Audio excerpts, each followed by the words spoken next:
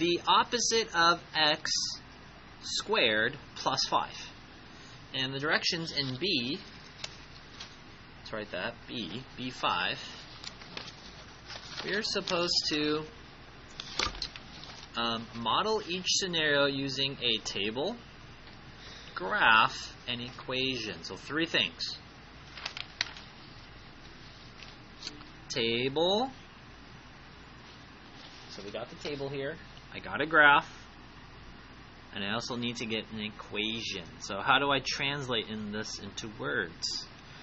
The opposite of, what math symbol is opposite?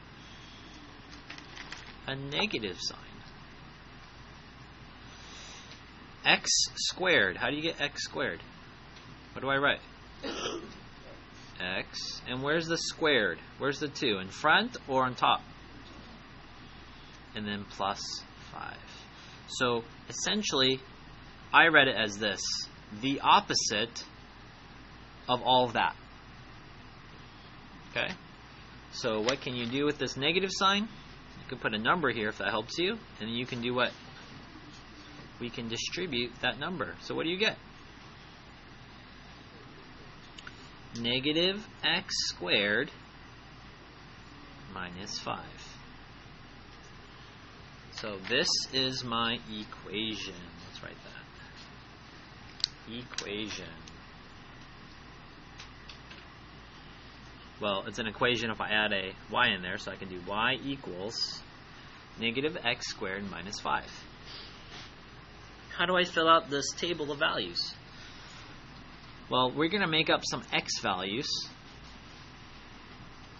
And then the f of x is a fancy way of saying, or easier way of saying it is saying y. X, y. They're going to be order pairs. And I need to pick some numbers, so I'm going to pick these numbers. And I've actually picked these numbers on purpose. Negative 2, negative 1, 0, 1, and 2.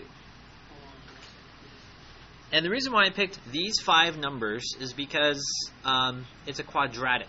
And you kind of want to know what's happening there. So, let's do the math. If I put in a negative 2, or all these x values, we're just basically going to put it right there. Does that make sense? So, negative 2 squared minus 5. Here I'm going to do PEMDAS. Class, what's negative 2 squared? Negative 2 times negative 2 is? Positive 4. And the opposite of 4 is? Negative 4. And negative 4 minus 5 is? Negative 9 is our answer.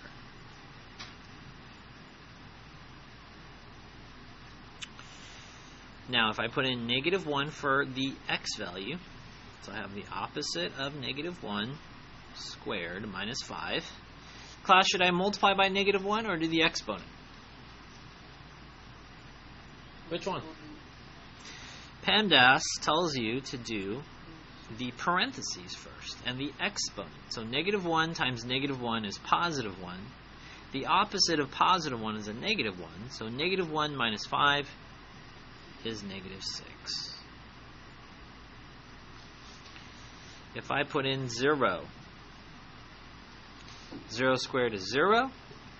Opposite of 0 is 0. 0 minus 5 is negative 5.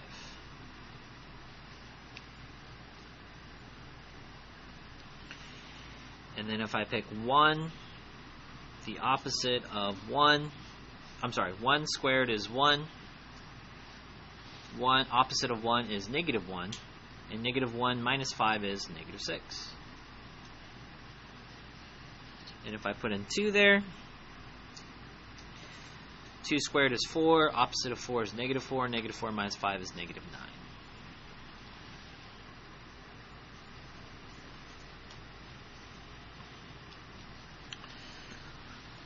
So if I graph these order pairs, negative 2, negative 9, so I go, it doesn't even have it on my graph, which is okay. Something like right there, negative 2. And negative 9 might be something way down there. And negative 1, negative 6. and then negative 1, negative 6. 0, negative 5, and then 1, negative 6, and 2, negative 9. Now, I'm going to guess what the publisher was trying to intend.